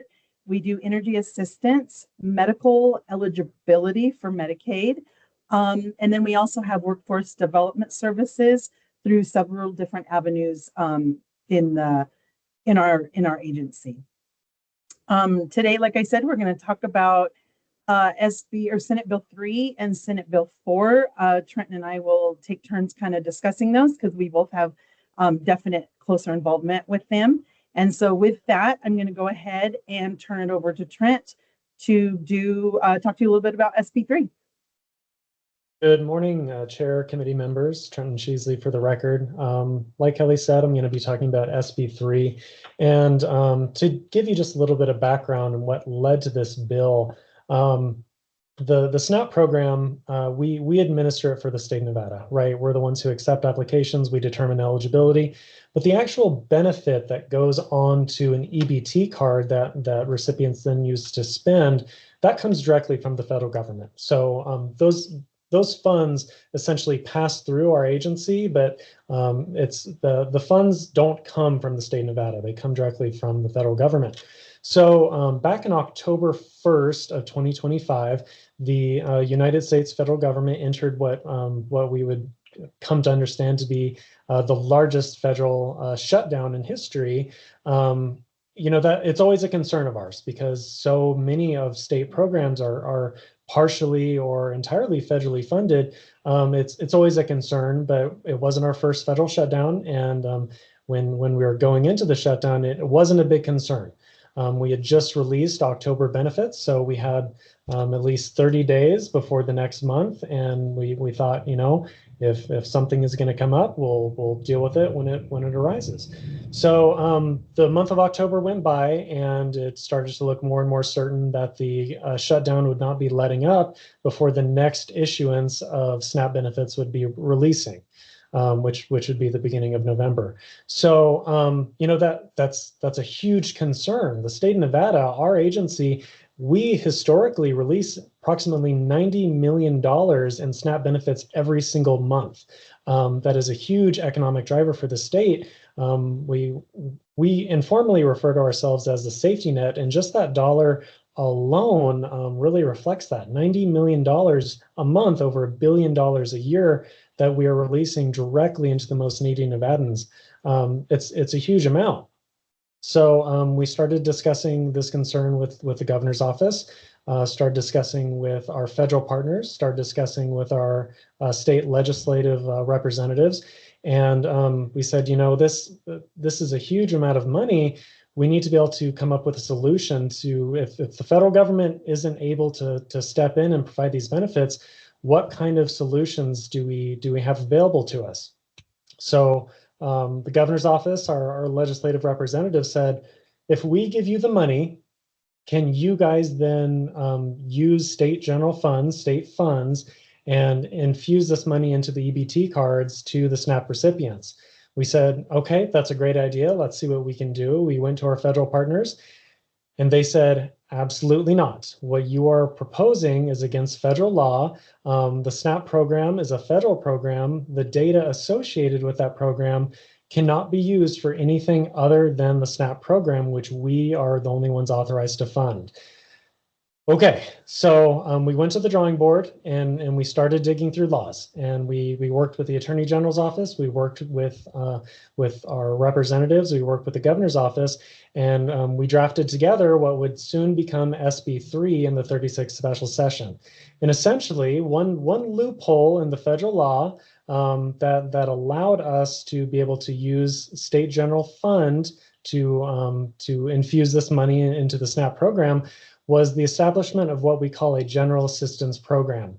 The state of Nevada had never had a general assistance program. There, I think a few of the counties may have some, but there was never one on a state level. So we said, what if we design an entirely new program, new not just to the state of Nevada, but a new general assistance program that was unlike any general assistance program across the country, that would give us a mechanism to allow the state to infuse general fund and step in if the federal government were ever to run out of funding again. So we submitted this draft language, and it was submitted into the 36th special session as SB3. It was the first bill to pass both houses of the legislature, and it was the first bill to be signed by Governor Lombardo. So yeah, that is essentially the program. We are very, very proud of this program. Fortunately, the federal government shutdown ended on November 12th. So the federal funds were able to be distributed out to the state, and we weren't required to tap into this program once it was established, in order to provide the SNAP benefits. But if the federal government were ever to shut down again, and we needed to step in and provide state funds in order to supplement those benefits, we now have a mechanism to do it. So that's generally what SB3 does. Okay, thank you, Trenton. So I'm going to go ahead and jump back in here, and we're going to go ahead and talk about SB4 and the things that came out of that are hopefully going to help our agency just a little bit. So with the implementation of HR1 in July, the way we administer SNAP fundamentally changed. And so with those policy changes combined with unintentional processing errors that our eligibility staff make, customer reporting errors or not reporting things that should be reporting, we are at financial risk of what we say penalty or sanction. But what it actually is SNAP benefits have ultimately always been paid 100% by the federal government. So if we issue $200 to a household, the federal government pays that $200. If our error rate goes over 6% or hits 6%, the state of Nevada will now be responsible for paying 5% of those benefits. And what that means for the state of Nevada is an additional $50 million per year that we're not funded or budgeted for at this time. So through SB4, we were able to acquire AI platforms, technology initiatives, if you will, that could use data analytics and some continuous monitoring to help reduce our overall error rate to get us under that 6% mark, because Nevada lives right about 6.5%. In fact, this year we closed our error rate out at 6.5%. Last year we got lucky, we were at 5.94. I think it's important to note here that the agency errors account for a portion of the error rate, and customer errors also account for a portion, and the agency's error rate is under 3%. And so we're working with 3%, trying to get 3% of an error rate reduced even further. So SAS is one of the technology initiatives that we're looking at. And what that does is it uses data analytics to point out easily identifiable errors. So we can easily look at the report and say, hey, this rent is $500,000 a month. This looks like an error, and we can grab it and fix it before it's reviewed for the federal government.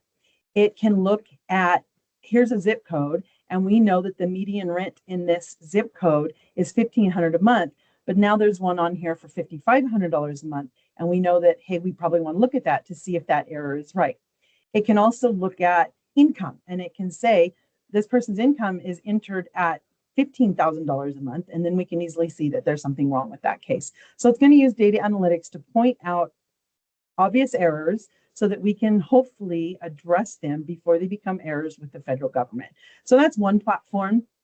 The other one, which is through Equifax, actually does continuous monitoring of income and hours. And what that means is right now, 1.46% of our error rate is because individuals' income goes over the allowable limit and we don't know about it. And so these cases stay eligible and we don't know that they're ineligible based on income. This platform will say, hey, it'll give us a report and say, hey, these individuals are over the income limit and you need to verify with the customer. Is that the right income? Are they truly over limit? And it'll allow us to address those errors that we may not find for 6 months when the recertification is due. The other thing that this does is it helps with the able-bodied adults without dependents, which is a work program for SNAP that came back to us. We are now responsible for it again, effective December 1st. And if you are an able-bodied adult without dependents or ABOD, you have to work or participate in a work program at least 80 hours per month. And if you fall below that 80 hours per month, again, you would lose eligibility. And this platform will allow us to know when that happens, again, to hopefully catch an error before it actually happens.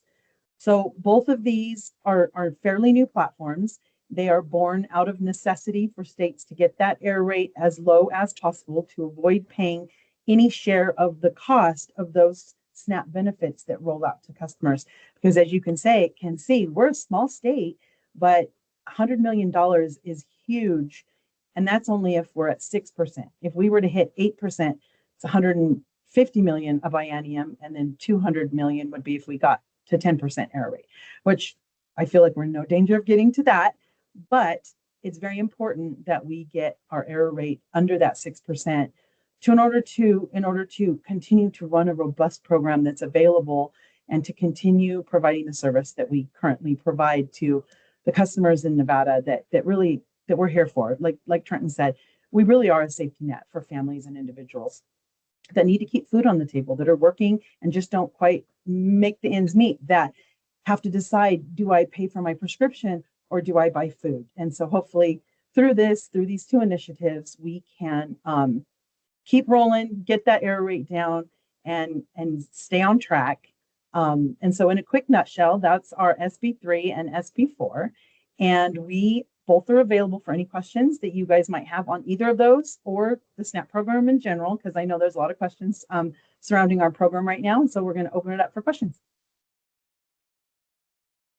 Thank you so much, Kelly and Trenton, for your presentations. It looks like we'll just go ahead and jump right in here with the interest of time. Dr. Hickson, I see your hand raised. Yes, thank you so much. For the record, Dr. Samuel Hickson. I must say, Kelly and Trenton, I really, really appreciate this. As a social worker, when this passed, I almost fell out of my chair. I was very excited about this. I did have a question, though, that as we know and as we have just heard, that SB3 and SB4 really operationalize emergency assistance programs and deploy AI-driven SNAP oversight tools. I'm curious to know what formal mechanisms you have in place to monitor disparate impacts on minority groups, detect and correct algorithmic biases, ensure due processes and transparencies, and provide structured oversight or advisory input as these two initiatives are both new programs. So I'm just a little bit curious on that, if you could answer those possibly. So one of the best things we have, and I talk about this all the time, is our outreach program. And that is where eligibility staff are out in the community meeting people where they are. And we have people in culturally diverse areas of the state. We have folks in places like the African Community Center, the Jewish Community Center, the Filipino Community Center. So we are well involved with all of those places. We hear their voices. We know we have their questions. We are able to answer them. For example, when public charge rolled out a few years back, one of the things we did is we took that team because we saw the Hispanic community drop. We saw the participation in our programs drop. And so one of the things we were able to do with that group is we took them, we dressed them down, we put them in jeans and t-shirts at a table outside of Cardenas, outside of all of the Latin markets in the community, so that they can meet the folks where they are, hear their concerns, reassure them that this or that would not affect them. And it's just sort of one of the things that we're able to do and hear. And so we also use the Office of Analytics to provide us with deserts, right? Deserts where we're like, okay, this particular area needs your help. It needs someone to go out there. We know that the historic West Side is kind of a food desert, and there's Mario's Market sits there. We know that. And so we work with Mario's. We will go, there's a little community center there in the historic West Side too, that we will go to events there to reach the people. We do have an office there, and it is well into the community. I was manager of that office, so it's near and dear to my heart. And the people there, they look out for us, and they come to us, and they will tell us about the community and the community's needs. So that is one of the things that we do very well. But I will say outreach is something that, even though we're probably one of the best in the business, we know there's still people that we miss. And so anyone on this call, anyone that I speak to or have an opportunity to engage with, we ask for help in getting the word out, right? We ask for help to help us do better. What do you know that we can do to improve in that area? Because that is something we definitely want to do. And I'm just going to say it out loud because we're getting ready to put a press conference out. We know that over 40,000 individuals are getting ready to lose eligibility on March 1st due to those ABOD requirements. And we'll do a press release, and we've sent letters, and we've had many conversations like this. We know we're still not going to reach folks. So anything you guys can do to help, or if you have ideas, do not hesitate to reach out to either Trent or I. Listen to that. Uh-oh, someone needs to mute themselves. I know. Say that. Say Yeah. that. Amen. There you go. Okay, that was getting dangerous. So I was afraid it was going to, maybe, right? So I hope that answered your question, but it is something that is at the top of our concern and something that we are working on every day to try and improve on. Thank you. And then it did answer that question for sure. And then just in regards to your use of AI, does your department have the ability to kind of correct those algorithmic biases that generally tend to happen with AI softwares? So we haven't faced that yet. It is definitely something that we are looking at. It is something that we are going to watch for. We are going to automate a portion of this, and then the other portion will be hands-on with some of the quality assurance staff that we have. So we will have our people with eyes on it to look for that. The one that is data analytics will be handled manually by a team, and they know to watch and look for that. Because like I said, that identifies by zip code. So we need to be very careful that it's equally through the zip codes and it doesn't have those biases. So 100% we're aware of that. We're watching for that. I feel good that there's a team behind that and it's not just leaving it completely up to automation, because that does get dicey sometimes, but we are going to watch it on both sides. The good thing is neither of these technology initiatives just take data and use it. We send them comprehensive data, so the whole group, and then they give back anyone that is in a either non-compliant situation or anyone that looks like it may be an error. Hopefully there isn't that bias there, but like you said, we'll know more when we get into it. These aren't stood up yet, but that is on our list of things to watch for, and we do have humans that are going to be on one side of that, so we can keep an eye on that. Thank you.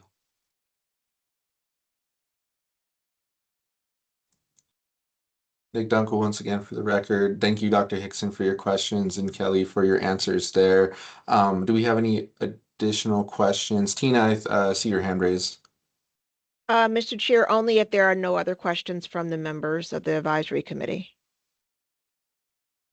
Do we have any other questions before Tina moves forward? Bishop Bonnie Radden, I'm seeing your hand raised. Bishop Bonnie Radden for the record.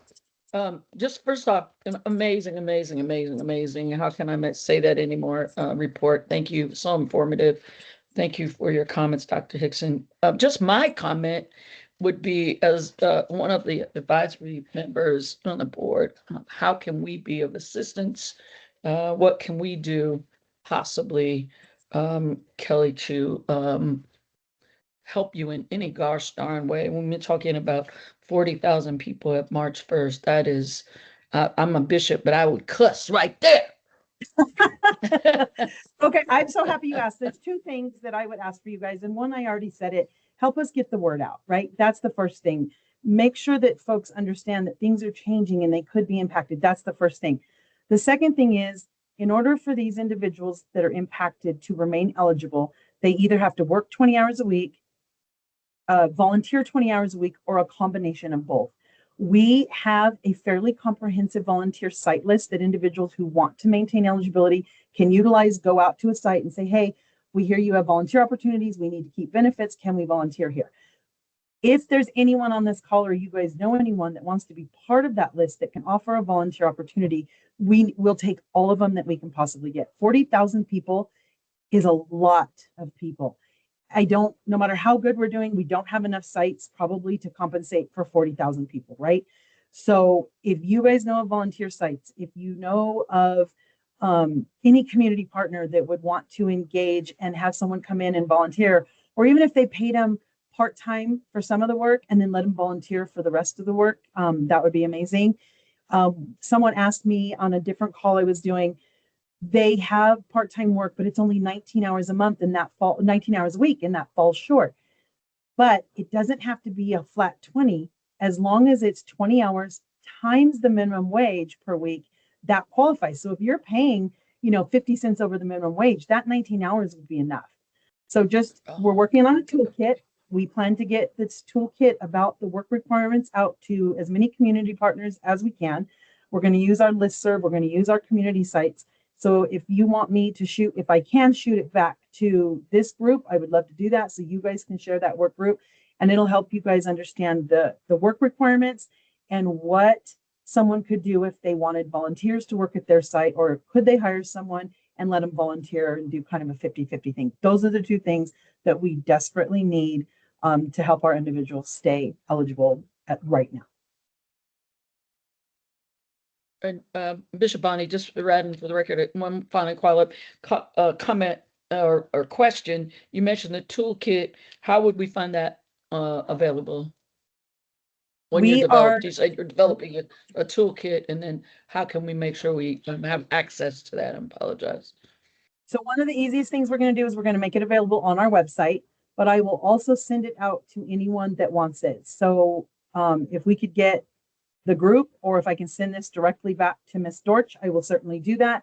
And then if she can send that out to all of you, because we are not going to be shy about asking for your guys' help in keeping these folks on and eligible, if that's what they want to do, right? Because they still have to be willing to volunteer to keep the benefits. And some folks may only need a couple hours if they're working a little bit. So I will make sure that we get this out. And it should be, I've heard from my team today, it should be complete and ready to go no later than this Friday.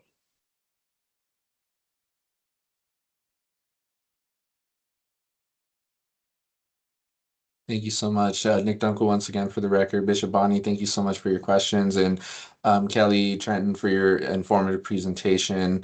If there are no other questions, I'd like to move forward to a comment or question from our program manager, Ms. Dortch.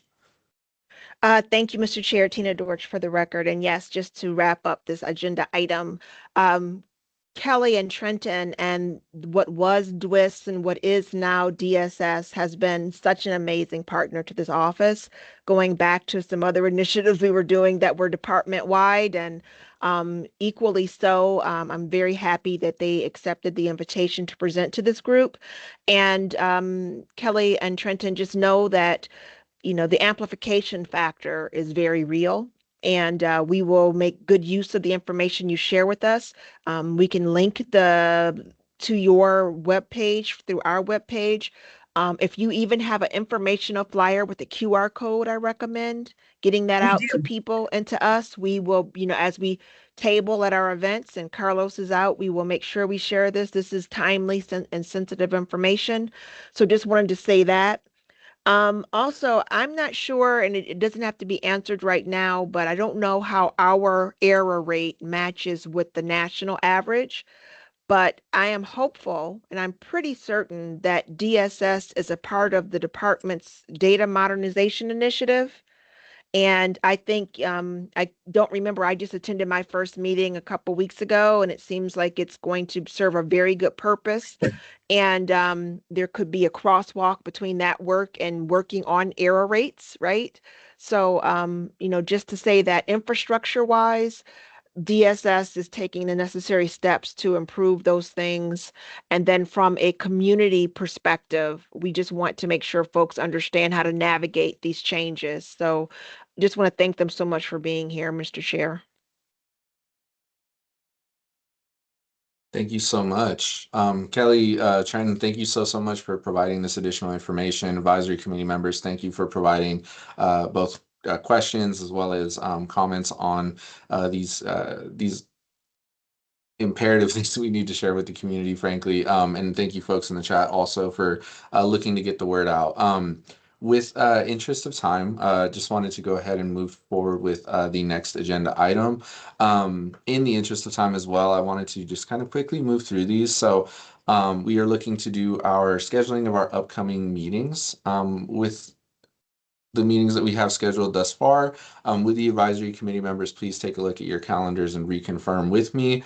Our upcoming meetings are set currently for May 12th, August 18th, that will be our in-person meeting up in Northern Nevada, and then November 17th. Additionally, we'll be going over a couple of different things at these meetings. In May, we will do an update on NOMHE's health program specialists, including work related to continued assessment of state's public health infrastructure, and then also possibly an introduction to Nevada Health Authority. For August 18th, we will talk a little bit about chair and vice chair elections, update from DHS. And then in November, we will have Nevada DHS and DPBH to present their draft on the MMRC report for advisory committee inputs, as well as to fulfill a duty to renew or appoint a member of the advisory council on the state program for wellness and prevention of chronic disease. Rather than doing a motion to approve each of these separately, I'd like to do a motion to approve both the topics set and ask for any new topics that anyone would like to discuss, as well as a motion to approve these upcoming dates. First and foremost, does anybody have comments or maybe topics that we might want to engage with upcoming meetings outside of what I've mentioned here?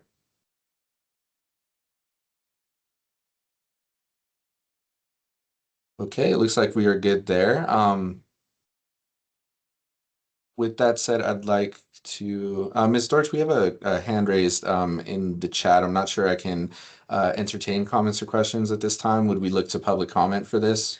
Correct. I believe that individual just wanted to make sure that there would still be an opportunity and public comment comes after this section. Yes. Yes, we will have an opportunity for public comments, and I believe I saw your, Nick Dunkel, once again for the record, saw your chat earlier, and there will be an opportunity to discuss. With that said, I'd like to ask for a motion to approve our upcoming meeting dates, as well as the topics for May 12th, August 12th, or August 18th, rather, and November 17th. Do I have a motion?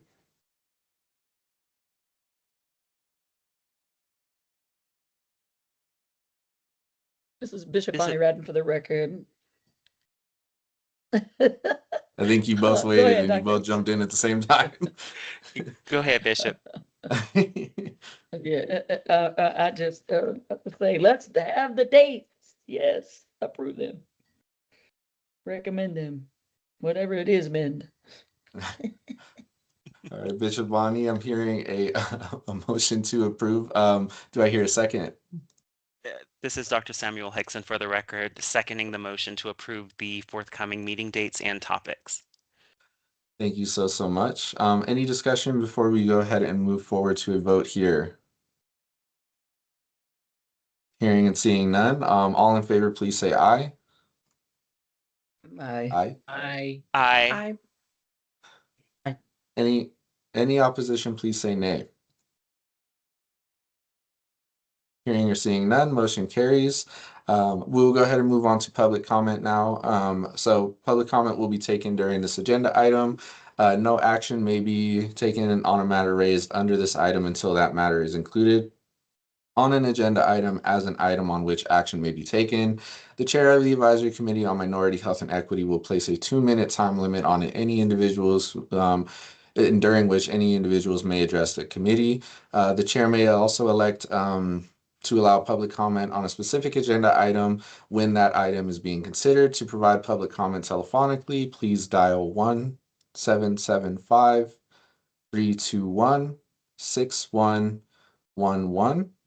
Anytime after I've announced this period for public comments, and when prompted to provide the meeting ID, please enter the numbers 264-690-554 #. With that said, we will begin taking public comments at this time.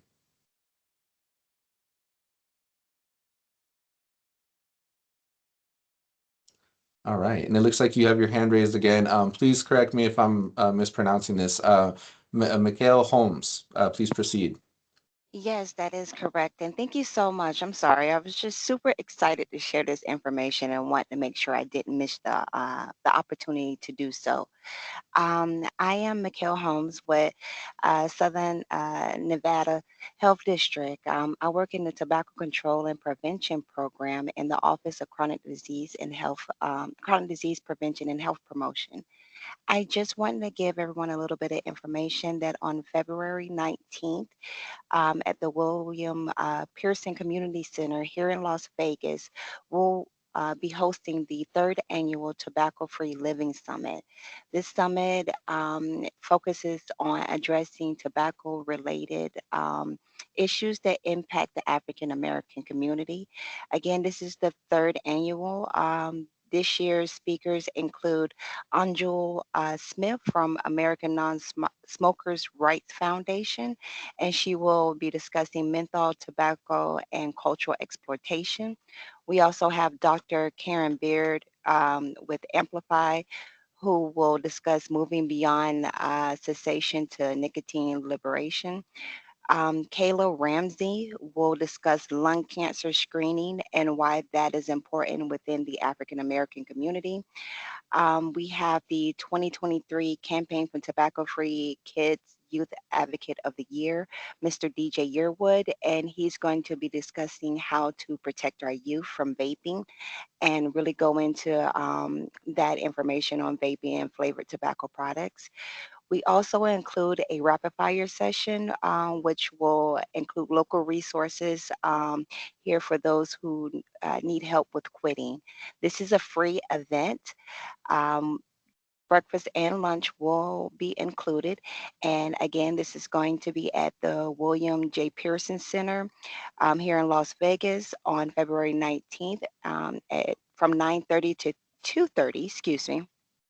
And registration is free at the website, which is becausewematterlv.org, which is an initiative under the Health District to address tobacco rates in the African American population. And that is it. Thank you. Thank you so much, Mikhail, for sharing that wonderful information. We appreciate your time. Troy, I'm also seeing your hand raised. Hi, I just only raised it one time. My question is for Mikhail. Who did you say, what organization are you with? Is it SNHD or CDPHP? Yes, SNHD. SNHD. So Yes. we support a program through my grants, the Black-owned Barbershop and Beauty Shop Health Outreach Program. Yes. That is a part of SNHD. Are you familiar with Amina Harvey? Yes, she's actually one of my colleagues here in our department. Perfect. Then you're already connected. I just wanted to make sure that that connection was made. Very good. Awesome. Thank you. Thank you so much as well for that information, Troy, and love to see everybody kind of convening here. Nick Dunkel, once again, for the record. I don't believe we have any other additional public comments. Bishop Bonnie, I am seeing your hand raised, however. Thank you, Chair. Bishop Bonnie Radden for the record. I'm sorry, did I miss it? Is this an in-person event, virtual event, or both? I'm sorry, if it's in regards to me, it is an in-person event. Yes, ma'am. Okay. And the location again? It's on the, excuse me, at the Pearson Center, which is 1625 West Cary Avenue. Thank you. Yes, ma'am. And I'll put the registration information in the chat. Also, feel free to share any flyers you might have through an email would be wonderful. Thank you. And I'm sorry, who do I email for that? You can send it to my attention. Okay, thank you. Thank you so much. Drop my email in the chat one more time. Wonderful. Are we seeing or hearing any additional public comments at this time? Mr. Chair, at this time, no one from the public has joined telephonically, and I don't see any hands raised as well. Awesome. Thank you so much, everyone, for providing those public comments. With that said, we'll go ahead and move on to our final agenda item here. In closing, thank you also so much for providing information, our presenters, advisory committee members. We are running a little bit late today, but I think it's due to engagement from everybody, so it's a good problem to have. However, I'd like to go ahead and at this time ask if there are any additional questions, and if not, I'd like to request a motion to adjourn our meeting today on February 10th at 12:14 p.m.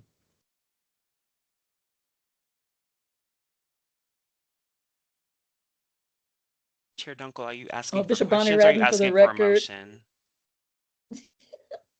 Questions first and then a motion. Do we have any questions or comments? Hearing and seeing none. Now I'm asking for a motion to adjourn our meeting today at now 12:15 p.m. So Bishop Bonnie Radden for the record. I say that we adjourn the meeting. I'm sorry. Dr. Hickson and I are in competition together. Who goes the first button? Thank you so much, Bishop Bonnie Radden. Do I hear a second? Dr. Samuel Hickson for the record, seconding the motion to adjourn today's meeting. Thank you so much. Are there any discussion points we'd like to have before a vote? Hearing and seeing none, all in favor, please say aye. Aye. Aye. Aye. Aye. Any opposition, please say nay.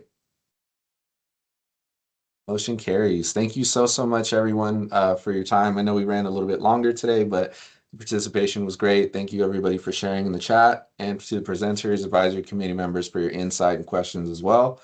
We will go ahead and adjourn the meeting at this time. Thank you. Have a good one, everyone. Have a good Bye. day. Thank you, Chair. Thank you, everyone.